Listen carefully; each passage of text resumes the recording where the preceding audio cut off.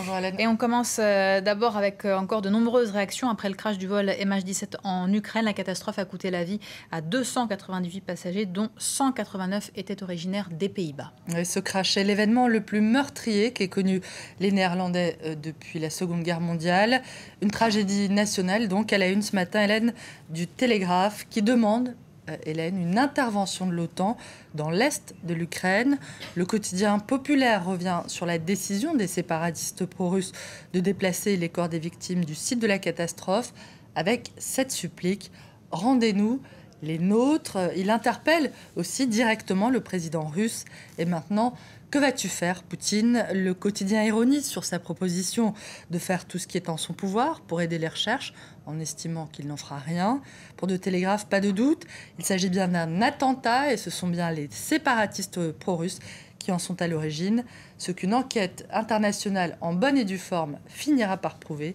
Mais le Kremlin en paiera-t-il les conséquences? C'est la question que pose le journal, qui doute de la réponse. Plus sobrement, le quotidien de Volkskrant explique qu'après le désastre du vol MH17, il n'est plus possible désormais pour l'Europe de détourner le regard de ce qui se passe en Ukraine, de cette politique du Kremlin qui est accusée de violer les frontières d'un État au nom de la défense des droits des minorités russophones. Une politique qui, selon le journal, rappelle les moments les plus sombres de l'histoire européenne. Et la presse malaisienne est elle aussi très remontée contre Vladimir Poutine, qu'elle accuse également d'être le responsable de cette catastrophe. The New Straits Times regrette également ce qu'il qualifie d'obstruction de la part des séparatistes pro-russes, et il évoque lui aussi l'état d'esprit belliqueux de la Russie qui se manifesterait à travers ces séparatistes. Une Russie en plein marasme économique, dirigée d'une poigne de fer par un nostalgique des soviets, un État aux mains d'une oligarchie servie par des malfrats, je cite, un régime qui a nourri l'environnement propice à ce que ces rebelles exécutent, ce qui est vraisemblablement, d'après le journal, l'attentat aérien le plus mortel depuis le 11 septembre 2001. La presse internationale évoque également très largement ce matin l'intensification de l'opération de l'armée israélienne contre le Hamas à Gaza. La journée d'hier a été la plus meurtrière depuis le début de l'offensive. Au moins 160 Palestiniens tués, 13 soldats israéliens sont morts également, rappelle The New York Times, qui parle, Hélène, d'une journée de massacre. Au moins 160 Palestiniens en une seule journée. L'indignation est mondiale, mais pour The Guardian, il serait tout aussi futile que tentant de diaboliser les Israéliens, car seule la compréhension des logiques qui sont à l'œuvre derrière l'offensive israélienne pourrait un jour permettre de parvenir à la paix. D'après le quotidien britannique, c'est le souvenir des chambres à gaz qui encourage le sentiment qu'Israël ne peut jamais être assez fort, que les Israéliens ne peuvent pas être des oppresseurs. Une logique qui justifie à la fois l'opération terrestre en cours et aussi le principe de l'occupation. Mais ce qui est en train de se passer, écrit The Guardian, qui cite Engels, rappelle à quel point l'occupation pervertit l'occupant, je cite, car elle détruit l'empathie, l'empathie qui repose sur le sens de l'humanité partagée, l'empathie qui rend intolérable la souffrance de l'autre. C'est pourquoi cette occupation doit sortir l'autre de cette humanité, éradiquer l'empathie pour pouvoir se perpétuer. Plus de 160 morts côté palestinien, 13 du côté de Tsahal. L'inégalité de ces bilans nourrit le discours sur l'illégitimité de l'intervention israélienne. Et c'est une interprétation qui indigne le député et travailliste israélien Hilik Bar, qui publie une tribune, toujours dans The Guardian, où il demande: est-ce à dire qu'il faudrait plus de morts israéliens pour que l'action d'Israël soit enfin légitimée? Devons-nous nous excuser de ce que pas davantage d'Israéliens ne soient tués dans ce conflit? C'est notre droit de défendre nos concitoyens dans des opérations militaires, de les protéger avec des bunkers et des systèmes antimissiles. Évoquer des questions de proportionnalité est irresponsable. Je cite: ce principe a-t-il jamais été évoqué en Afghanistan ou en Irak? Merci beaucoup Hélène pour cette revue de presse, et c'est avec vous qu'on referme cette édition. Merci.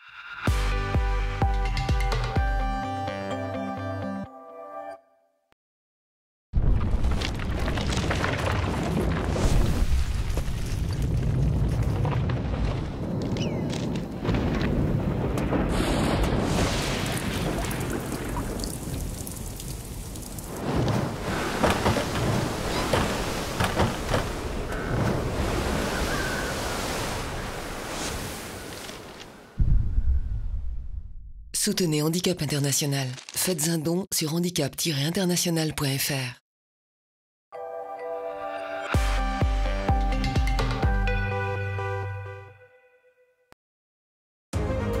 France 24, le monde en direct. Un réseau mondial d'observateurs. 3 chaînes en français, en anglais et en arabe. France 24, des correspondants et des reporters sur tous les terrains pour vous offrir le meilleur de l'actualité. France 24, l'information, partout, sur tous les thèmes. France 24, une fenêtre ouverte 24 heures sur 24 sur le monde.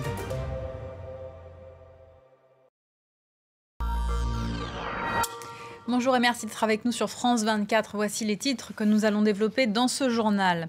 Des raids meurtriers sur Gaza, des militants palestiniens tués alors qu'ils s'étaient infiltrés sur le territoire israélien. Les affrontements se poursuivent ce matin au Proche-Orient. Face à cette escalade et après un dimanche extrêmement meurtrier, le Conseil de sécurité de l'ONU réclame un cessez-le-feu immédiat. Et le conflit au Proche-Orient a des répercussions ici en France. Hier, une manifestation de pro-palestiniens a dégénéré à Sarcelles. Plusieurs magasins ont été pillés, 18 personnes ont été interpellées. Bernard Cazeneuve, le ministre de l'Intérieur, condamne ces violences qu'il qualifie d'antisémites.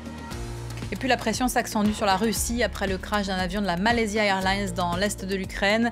Le président Poutine reste silencieux, mais il a promis son entière coopération au Premier ministre néerlandais. Les chancelleries occidentales attendent maintenant des actes. Hier, les séparatistes pro-russes ont évacué tous les cadavres du site du crash.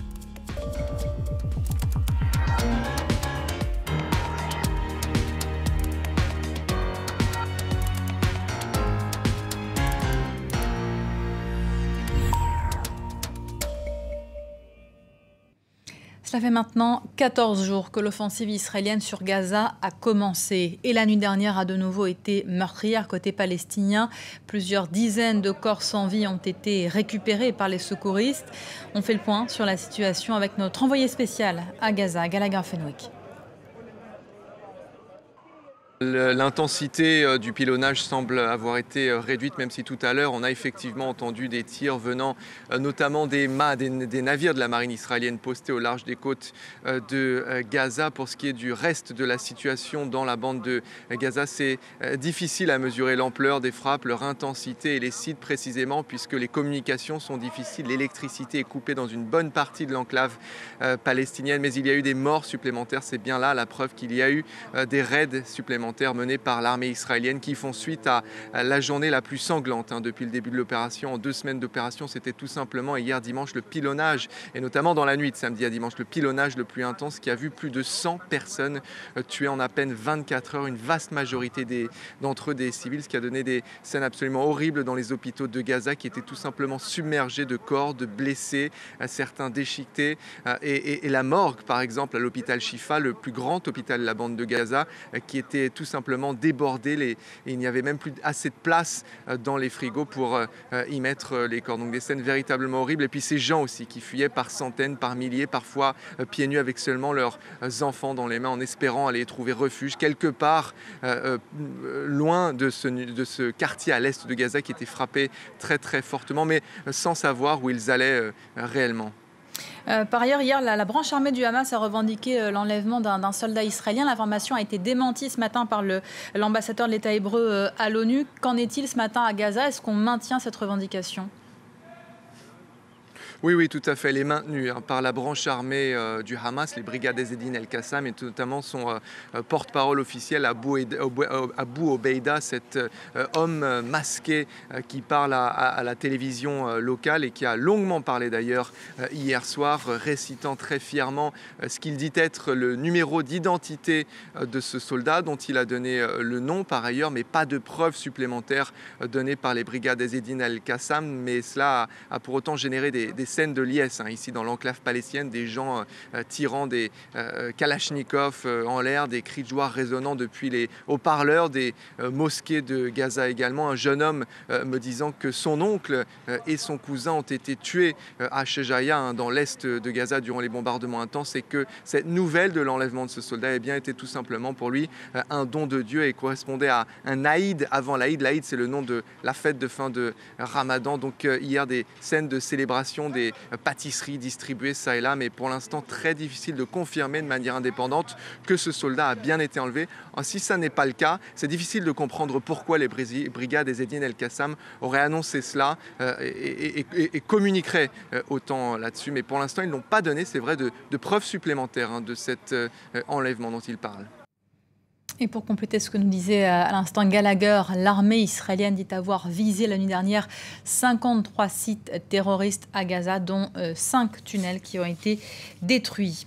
L'armée israélienne qui a perdu hier 13 soldats, c'est le plus lourd tribut pour Tsahal depuis la guerre au Liban en 2006.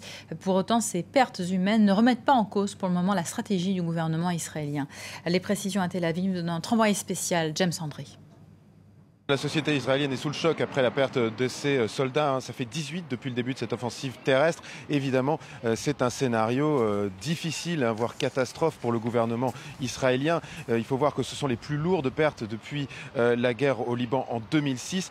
Donc évidemment, c'est de nature à potentiellement changer les choses. Pour l'instant, les gens à qui nous avons pu parler sont toujours en faveur, plutôt dans leur majorité, à cette intervention terrestre. Et l'opération qui consiste à trouver et à bloquer ces tunnels qui viennent vers Israël depuis la bande de Gaza est toujours en cours, avec des soldats qui vont de maison en maison, ratissant, tentant de trouver l'entrée de ces tunnels. L'armée israélienne confirme ce matin qu'un peu plus d'une dizaine de tunnels ont été trouvés et qu'aucun soldat israélien n'a été tué dans la nuit. En tout cas, c'est ce que dit l'armée israélienne. Mais évidemment, il y a également le problème de cet enlèvement de soldats.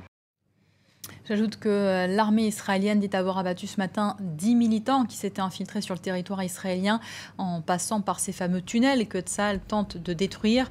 Sur son compte Twitter, l'armée ajoute que des soldats ont été touchés sans toutefois donner plus de précision. Alors, quand et comment sortir de cette crise? Comment limiter au maximum les pertes civiles? Pour l'instant, l'ONU, on se contente de déclarations assez policées. Le Conseil de sécurité s'est réuni tout à l'heure. Ses membres appellent à un cessez-le-feu immédiat, mais aucun texte contraignant n'a été adopté. Antoine Mariotti. Ban Ki-moon avait parlé d'une action atroce. Le Conseil de sécurité de l'ONU s'est montré moins virulent envers l'intervention israélienne. Dans une déclaration lue par son président à l'issue d'une réunion d'urgence, le Conseil sous-entend tout de même que le nombre de victimes civiles à Gaza est bien trop important. Les membres du Conseil de sécurité appellent au respect de la loi humanitaire internationale, ce qui inclut la protection des civils. Ils appellent à une cessation immédiate des hostilités, fondée sur un retour à l'accord de cessez-le-feu de novembre 2012. Nous espérions que le Conseil de sécurité adopterait une résolution pour condamner cette agression contre notre peuple. Frustration donc du côté palestinien, d'autant qu'avant de s'envoler pour la région où il veut obtenir un cessez-le-feu, le secrétaire d'État américain a une nouvelle fois défendu Israël et dénoncé la responsabilité du Hamas. La guerre, c'est dur. Je l'ai déjà dit publiquement et je le dirai encore. Vous avez des hommes qui passent par des tunnels. Vous avez le droit d'y aller et de détruire ces tunnels. Nous soutenons cela entièrement et nous soutenons le droit d'Israël à se défendre contre ces roquettes qui, vous le savez, sont tirées en permanence. Le Hamas a commencé à tirer le premier. En interne aussi, les Palestiniens tentent de trouver un accord. Mahmoud Abbas devait rencontrer Khaled Meshal, le chef en exil du Hamas, ce dimanche au Qatar. Moins de 2 mois après la mise en place d'un gouvernement d'union entre les anciens frères ennemis, Fatah et Hamas font face à un premier test. Et ce conflit à Gaza exacerbe les tensions communautaires en France. Hier, une manifestation non autorisée de pro-palestiniens a dégénéré à Sarcelles, en banlieue parisienne. 18 personnes ont été interpellées. Ce matin, Bernard Cazeneuve, le ministre de l'Intérieur, condamne fermement ces violences. Intolérable que l'on s'en prenne à des synagogues ou à des commerces parce qu'ils sont tenus par des juifs. Rien ne peut justifier l'antisémitisme, rien ne peut justifier cette forme de violence. Et cela sera combattu et puni. Alors, plusieurs voitures et magasins ont été pillés ou incendiés hier à Sarcelles. Les casseurs ont notamment visé une épicerie cachère qui avait déjà été la cible d'un attentat en septembre 2012. Un spectacle de désolation. Voitures et commerces incendiés, vitrines cassées, Sarcelles est meurtrie. Le rassemblement pro-palestinien interdit par les autorités a tourné à l'émeute urbaine. Les organisateurs ont tenté de disperser dans le calme les milliers de sympathisants réunis. Mais des groupes de jeunes armés auraient intentionnellement visé les positions CRS et même attaqué la synagogue de Sarcelles. C'est la première fois que je vois dans ma ville, qui est une ville qui est censée être le symbole du vivre ensemble, des affrontements d'une telle violence. On se croirait en Syrie là. On n'a jamais vu ça. On a toujours respecté toutes les communautés. Je suis aide-soignante. Je travaille avec des juifs. J'ai des patients. Ils ne sont pas tous comme ça. Je ne parle pas de tout le monde. Les sionistes, arrêtez. Laissez-les tranquilles. Il n'y a plus rien. Ils n'ont plus rien pour se battre. À Paris, les sympathisants voulaient eux aussi dénoncer la situation à Gaza. Mais le rassemblement a dégénéré en affrontements violents entre manifestants et forces de l'ordre. Une décision d'interdiction motivée par les incidents survenus la semaine dernière lors de manifestations similaires. La France ne laissera pas les esprits provocateurs alimenter je ne sais quel conflit entre les communautés.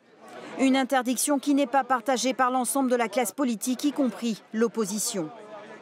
La République, ce n'est pas d'interdire aux gens de s'exprimer, c'est d'encadrer les manifestations. Garges-les-Gonesse, ville voisine de Sarcelles, a elle aussi été touchée par ces incidents, mais sans gravité. 18 personnes ont été interpellées, 4 policiers blessés. Le calme est revenu à Sarcelles. 2 nouveaux rassemblements sont prévus mercredi et samedi prochain à Paris. On part maintenant en Ukraine. Avant d'évoquer les derniers développements après le crash d'un avion de la Malaysia Airlines, on va aller à Donetsk où de fortes explosions ont été entendues ce matin. Selon un leader des séparatistes, l'armée ukrainienne a tenté une incursion dans cette grande ville contrôlée par les rebelles. Des combats seraient en cours près de la gare centrale. Et ces événements à Donetsk ne risquent pas de faciliter le travail des dizaines d'experts internationaux qui sont attendus ce lundi sur le site du crash du Boeing de la Malaysia Airlines. Le site de la catastrophe est toujours contrôlé de manière très stricte par les rebelles. Ce sont d'ailleurs eux qui détiendraient les 2 boîtes noires de l'appareil. L'autre sujet de contentieux, ce sont les corps des victimes. Ils ont été évacués par les séparatistes et entreposés dans un train réfrigéré. Dans ce train, les victimes du crash. Près de 200 corps dans des wagons réfrigérés sous haute surveillance des séparatistes pro-russes. Notre obligation est de sécuriser ce train. Nous devons empêcher des intrus de monter à bord des wagons. Les rebelles se sont précipités pour déplacer les corps, officiellement pour les protéger de la chaleur, mais dans un premier temps, ils ont aussi entravé l'accès au site du crash. Accusés de pillage et de vol de cartes de crédit, mais surtout de falsification de preuves, les séparatistes ont dû lâcher du lest sous la pression de la communauté internationale.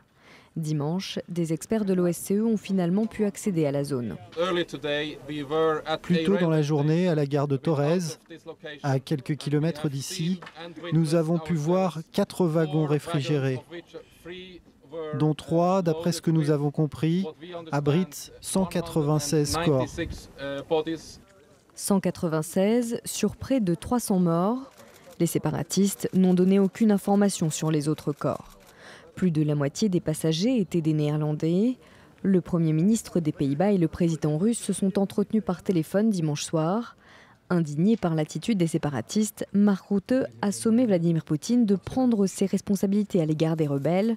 Le président russe lui a promis son entière coopération. Il faut tout faire pour sécuriser le travail des experts internationaux sur le site de la catastrophe. De notre côté, en Russie, nous faisons tout ce qui est en notre pouvoir pour que le conflit à l'est de l'Ukraine trouve une issue pacifique et diplomatique. Les Pays-Bas ont envoyé une équipe pour coordonner les opérations à Kharkiv, dans l'est de l'Ukraine. Vous l'aurez compris, pour de nombreux pays occidentaux, la Russie doit faire pression sur les rebelles séparatistes afin que les experts puissent avoir un accès libre au site de l'accident et que les boîtes noires soient rendues. D'ailleurs, une résolution en ce sens sera présentée aujourd'hui au Conseil de sécurité de l'ONU. On verra si la Russie oppose son veto. Moscou, qui est de plus en plus sous pression, John Kerry, le secrétaire d'État américain, a tenu des propos particulièrement accusateurs hier. Écoutez. La Russie soutient les séparatistes, approvisionne les séparatistes et entraîne les séparatistes. La Russie doit donc intervenir dans cette situation. Nous avons les images du lancement du missile. Nous savons d'où il vient, quand il a été tiré, et c'était exactement quand l'avion a disparu du radar. Nous savons aussi, en ayant identifié les voies, que les séparatistes se vantaient d'avoir tiré juste après. Donc il y a beaucoup d'éléments ici dont la Russie doit répondre. Vladimir Poutine, lui, ne s'est pas exprimé en public sur ce crash depuis jeudi soir. Pour autant, le président russe est très sollicité par ses homologues. Hier, il a assuré le Premier ministre néerlandais de son entière coopération. Reste à savoir comment cette promesse pourrait se concrétiser. La correspondance dans la capitale russe de Ksenia Bolchakova.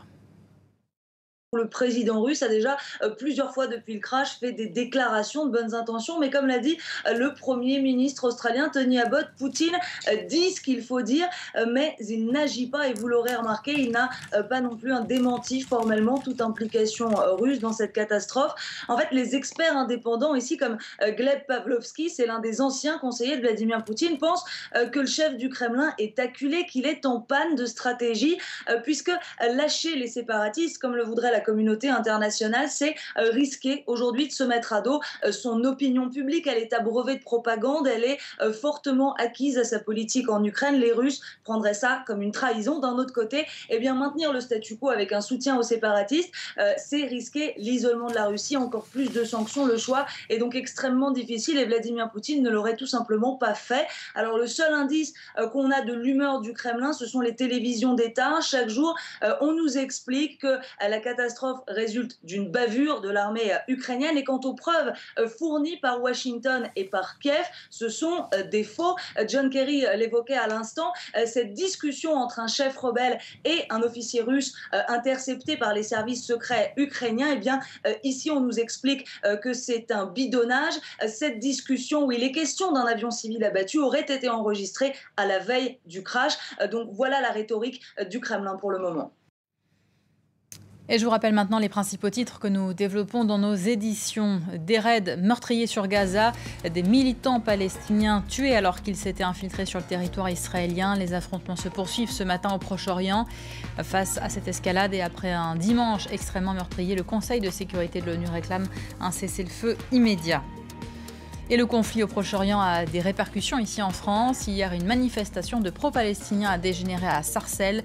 Plusieurs magasins ont été pillés, 18 personnes ont été interpellées. Bernard Cazeneuve, le ministre de l'Intérieur, condamne ces violences qu'il qualifie d'antisémites. Et puis la pression s'accentue sur la Russie après le crash d'un avion de la Malaysia Airlines dans l'est de l'Ukraine. Le président Poutine reste silencieux, mais il a promis son entière coopération au Premier ministre néerlandais. Les chancelleries occidentales attendent maintenant des actes. Hier, les séparatistes pro-russes ont évacué tous les cadavres du site du crash.